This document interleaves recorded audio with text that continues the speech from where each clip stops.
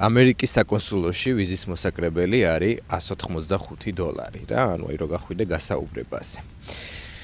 და კომპანიები საქართველოში უნამუსობა უნდა დავარქვა მეტი არაფერი. ადამიანებს ართმევენ 2 მაგ, 3 მაგ და რავი, უფრო მეტ მაგ თანხას ადამიანებს ვიზაზე დარეგისტრირებაში. ანუ ადამიანი $185 იხდის იმაში, რომ აუ ძალიან წვიმამ დაუშვა ხის ქვეშ შევეფარებით.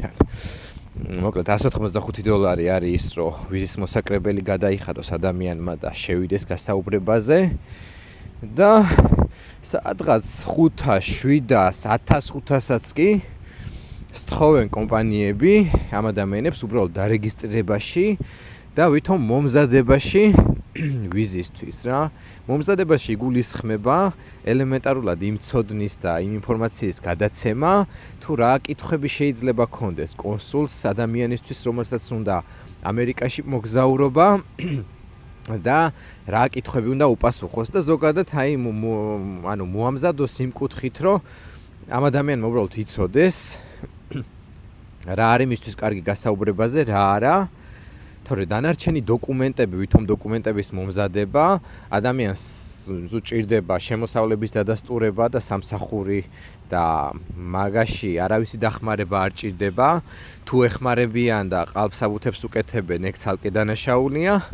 მოკლედ, ჩემი აზრით, ეს მსგავსი კომპანიები, რომლებიც ამხელა კოლოსალურ თანხას ართმევენ ადამიანებს იმისთვის, რომ უბრალოდ დაარეგისტრირონ ადამიანები ვიზაზე, რაც არის სადღაც 20 წუთის საქმე, ბუნებრივია, ყველას თავისი ასე ვთქვათ, ფასი აქვს, მაგრამ როდესაც ბევრად მეტად ზრდია ამ თანხას, როცა ბევრად მეტ თანხას ართმევ ადამიანს, ვიდრე თავად ვიზის სავიზო მოსაკრებელია საკონსულოში გადასახდელი, ჩემი მოგრძელებული აზრით ეს არის უნამუსობა.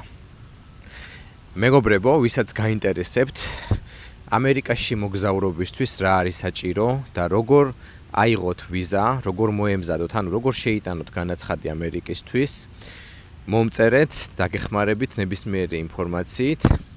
თუ დრო მექნება, დაგარეგისტრირებთ, მაგაშიც დაგეხმარებით და არ გაიწეწოთ, ასე ვთქვათ, რაღაცა უაზრო კომპანიებში, უაზროდ დიდი თანხის გადახდით. დროებით.